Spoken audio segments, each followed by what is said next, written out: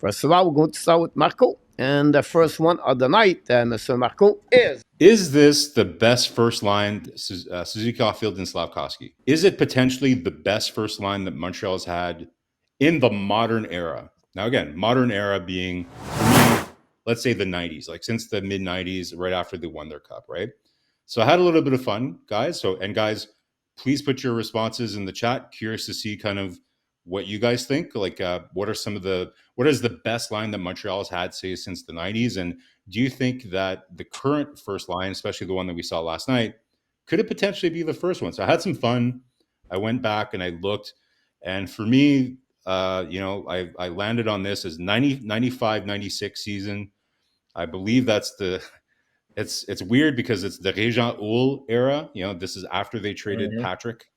So not my favorite era overall, the Jocelyn Thibault era. But overall, though, if you look at the top line, pretty incredible guys. Like you have Pierre Turgeon, who had 96 points in 80 games. You got Vincent D'Anfos, who's got 94 points in 80 games. And then Mark Recchi, who's got 78 points in 82 games. To me, that's probably the most dominant first line that in the last, in that period of time. I think some people in the chat yesterday were making an argument for Plekanec, Kovalev, and Kostitsyn. So yeah, Montreal did finish first in the Eastern Conference that year. But again, like it was more of a team effort. And don't forget, there was some guy. What was his name again? Oh yeah, Carey Price, that was also on the team at that time, right? So it was a good first line. But to me, if like that, to me, that's the most exciting thing about this whole thing, guys. Yesterday, watching the game last night, really starting to see this first line gel and really starting to separate itself out and being potentially like a legitimate number one line here in the NHL. Now, we've talked about what does that mean? Does it necessarily mean that they all have to be a point per game or 100 point, per game or per season? I don't think so. Like I think, like we talked about, if you have a balanced lineup, you can have guys that are at 75, 80 points, and I think you have a solid first line. But pretty impressive last night. And for me, this is definitely the best first line. I think we can all agree it's the best first line that Montreal's had in a long time. So, Enortap, curious, what do you think this was the best line like since 1995, 96? Like hard to beat this line here. Pierre Turgeon wasn't in Montreal very long, but 98 points. That's pretty crazy. We haven't seen a Montreal Canadiens player reach those heights in a long time. Yeah, absolutely. And I apologize yesterday when you put it in the chat. I didn't see the 1995, so I started Yeah. digging in my old In the archives. 70s, yeah, And that's not fair. That's not a fair. That's yeah, not fair. that's Yeah. and that's right. But I think you know what, as well as this line right now is gelling, the big question mark is longevity, right? I think time will tell in terms of where they rank in terms of the overall number one lines for Montreal. But I would agree. Like I really like the Kostitsyn, Plekanec, and Kovalev line. I think when you had an explosive player like Kovalev that brought everybody to the edge of their seats every time he touched the puck, and you had two very complementary pieces to go along with that. That was fantastic, and the one that you've listed there, I mean, I can't argue against that. Not only did they get the points, but like look at who they are. There's leadership there. There's true captaincy there. There's mentors there. You can't argue with that. So I would just say let's wait and see. At least another couple years how this line, if it still is the number one line, how they fare. You're not convinced that Montreal has a legitimate top line in the NHL right now? Sample size not. It's not that. It's not that because I guess what I'm trying to get at is either through trade or who knows, maybe you win the lottery and you bring in now a Celebrini into the equation.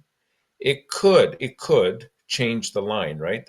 I mean, this could become it could stay as your number one line, or maybe somebody like Suzuki might. We were saying this yesterday or a couple days ago. Suzuki could become your number two center.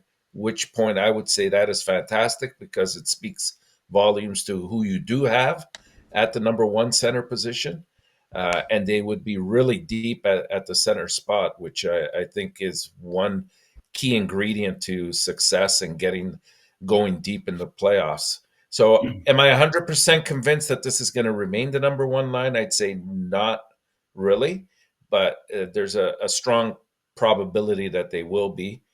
I just want to see them gel a little bit longer, like maybe another year or so. And we're obviously really excited after last night. It was against, and guys, we're we're going to be extrapolating. we're going to be pretty positive tonight. But listen, we know it was against the Anaheim Ducks yesterday.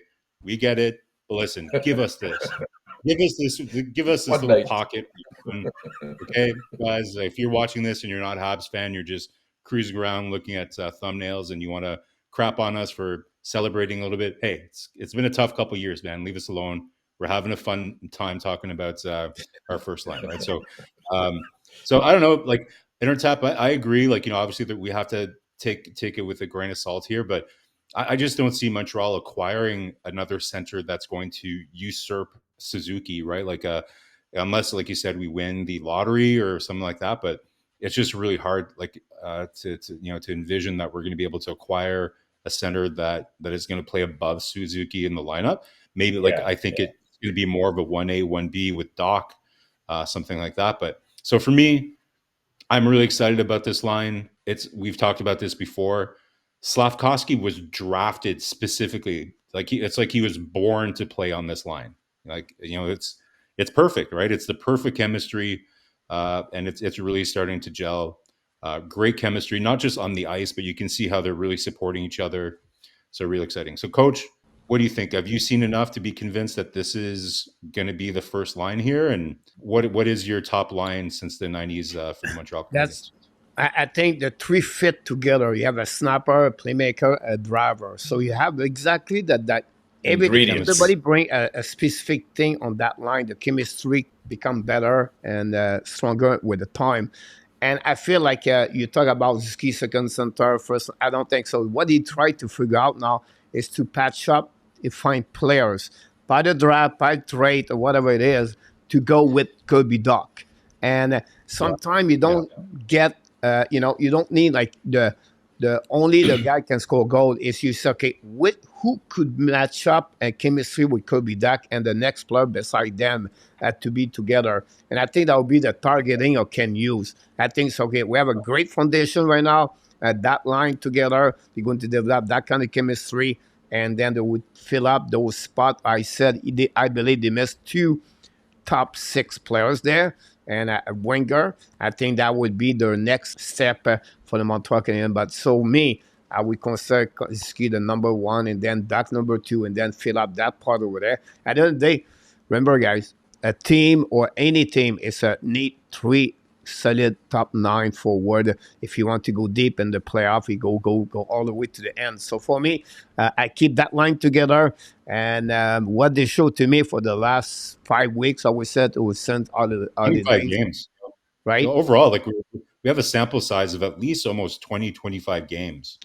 Yeah, which is not nothing. The participation increasing more for the 3 players together in the last 14 game. I would say to you 15 game. Like everybody contribute together. Like Caufield was 11 straight game with 1 point. Now we have 12 and 13 game, and then you have Suzuki right now on the streak of 8 game at 14 point for 8 game. Now you have Slafkovsky with 6 games straight with 1 point, and you have, what I mean. So I can go all the way this way. So now it's not only one.